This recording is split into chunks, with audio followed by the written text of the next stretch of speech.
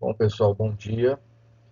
Essa é a nossa primeira aula de revisão. Nós vamos revisar o conteúdo de República Velha, conteúdo que a gente viu no início desse ano letivo.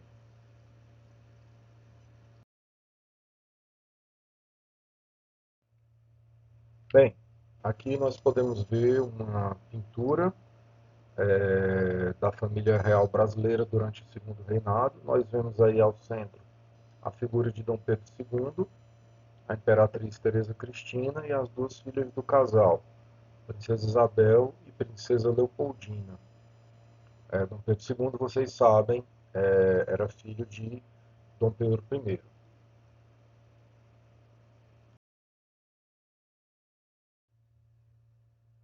Aqui uma fotografia da família real brasileira, agora Dom Pedro II já mais idoso, ao lado da sua filha, Princesa Isabel, que seria a herdeira do trono, porque era sua filha mais velha. Sentada do lado esquerdo, nós vemos a imperatriz Teresa Cristina. Esses três garotos são filhos da princesa Isabel com o Conde D, que é esse senhor em pé de cavanhaque do lado direito, e logo ao lado do imperador Pedro II nós temos um rapaz que era o príncipe Dom Pedro Augusto, filho mais velho da princesa Leopoldina. A princesa Leopoldina, apesar de ser mais nova do que a princesa Isabel, teve filhos antes dela. Então, o príncipe Pedro Augusto, ele era tido como certo que ele seria o sucessor de seu avô, né, que no caso da abdicação ou da morte de Pedro II, Princesa Isabel seria coroada, mas renunciaria à coroa do Império Brasileiro em prol de Dom Pedro Augusto.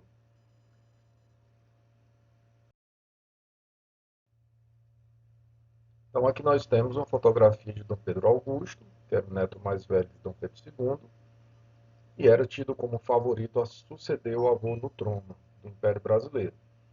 Só que houve um pequeno problema. Aos 21 anos ele desenvolveu esquizofrenia, ficou louco, não tinha mais capacidade de cuidar de si mesmo, foi internado num sanatório, num local para tratamento de pessoas com problemas mentais, e foi-se por água abaixo os planos de Dom Pedro II de fazer seu neto mais velho como sucessor. E a figura da princesa Isabel, devido a uma série de características da sociedade da época, como o machismo, ela não tinha uma personalidade, as pessoas não consideravam que ela tivesse uma personalidade para administrar bem o Brasil, ela era muito submissa ao marido, que era um estrangeiro, era um nobre francês, ela era muito católica, né, muito submissa a um bispo da época que era o orientador espiritual dela. Então havia uma rejeição muito grande em relação à figura da princesa Isabel como a próxima detentora do poder, né, do governo durante o Império, o período imperial brasileiro.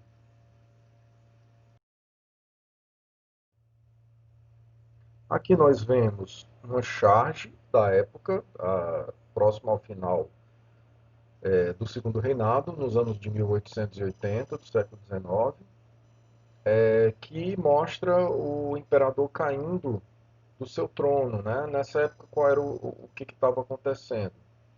Dom Pedro II estava muito idoso, muito cansado, um pouco afastado da política brasileira.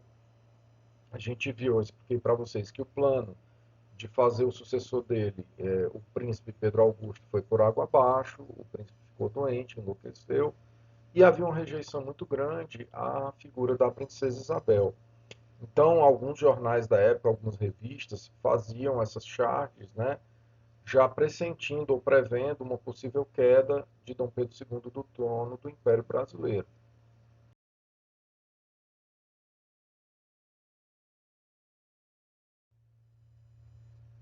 E como era esse Brasil do Segundo Reinado, esse Brasil da segunda metade do século XIX? Era um país cheio de contrastes, pessoal, porque era um país que, apesar de já ter as suas primeiras estradas de ferro, de ter portos bem dinâmicos, com navegação a vapor.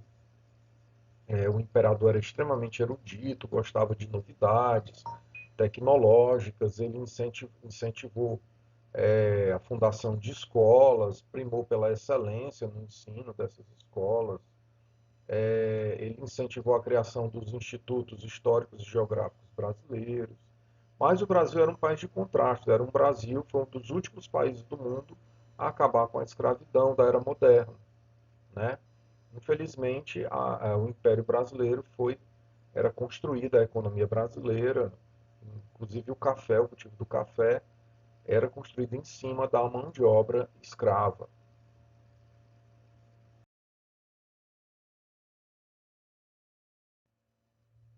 Bem, eu coloquei aqui alguns dos motivos que levaram ao fim do período monárquico no Brasil.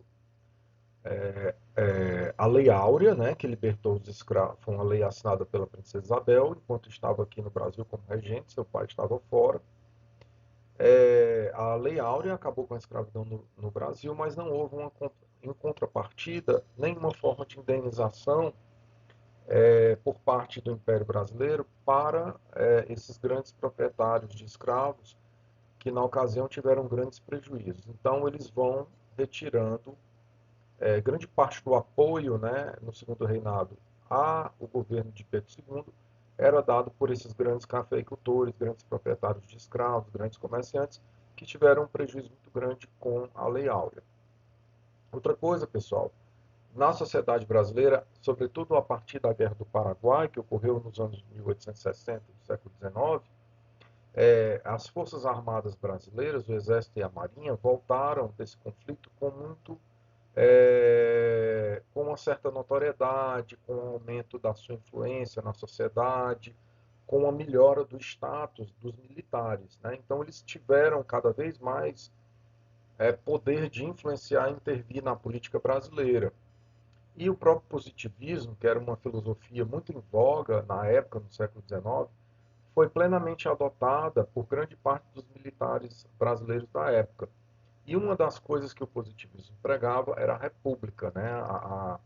O positivismo era contra a monarquia, achava a monarquia uma coisa arcaica.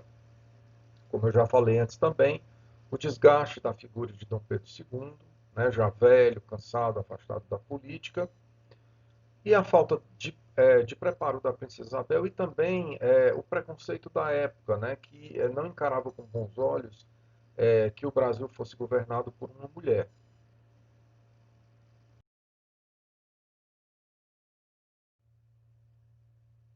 Então nós temos aqui uma pintura, um quadro do Marechal Deodoro da Fonseca, que, pasmem, era amigo íntimo de Dom Pedro II, e que deu um golpe. Né? Na realidade, a proclamação da República, em 1889, foi um golpe, né? Porque o poder foi tomado de forma não constitucional, de forma não legal, né? Foi tomado, o Brasil dormiu o Império e amanheceu República.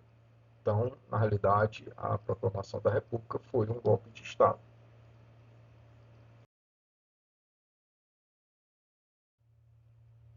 Aqui nós temos outra pintura, né, de Floriano Peixoto. Deodoro da Fonseca foi o primeiro presidente do Brasil, perdão, e Floriano Peixoto foi o segundo. É tanto que esse período a gente chama de República da Espada, né? A República Velha ela vai de 1889 a 1930 e a gente tem o período da República da Espada, que é o período de 1889 a 1894. E depois a gente tem o período da República Oligárquica, né, que vai de 1894 a 1930. Por que República Oligárquica? Porque a partir daí o poder passou para a mão de civis, presidentes civis, que não eram militares. E quem eram esses presidentes? Eram pessoas oriundas das famílias mais ricas de diversas regiões do Brasil, sobretudo do Sudeste. A gente vai ter aí a predominância da famosa política do café com leite, ora muitos presidentes do período da República Velha ou eram paulistas ou eram mineiros, né? São Paulo produziu café e Minas o leite, por isso República do Café com Leite, política do café com leite. Então, é, esse período vai ter aí essas características.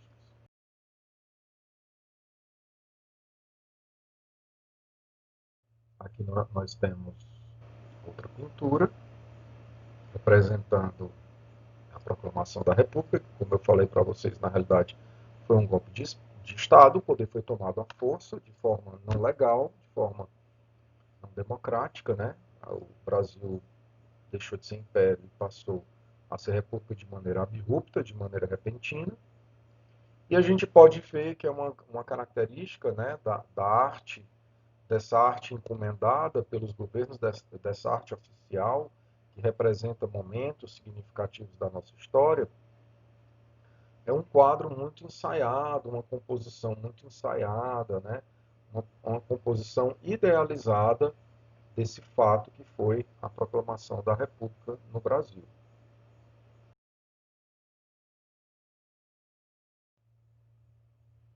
Então, aqui nós temos o começo da República Oligárquica no Brasil, a figura de Prudente de Moraes. E, como eu falei, né, foi caracterizada, a República Oligárquica foi caracterizada justamente por isso, por filhos das elites regionais que detinham já o poder econômico, eram grandes fazendeiros, proprietários de terra, comerciantes, banqueiros, etc., donos de fábrica. Essas pessoas que detinham o poder econômico começaram a passar também a ter o poder político, por conta até da nova ordem, né, da forma republicana, porque muitas vezes no período do Império, né, essa distribuição do poder, de cargo, de poder, de influência acontecia de outra forma. Então, com a República Oligárquica, essas famílias que tinham essa liderança regional passaram, no campo econômico, passaram a ter também no campo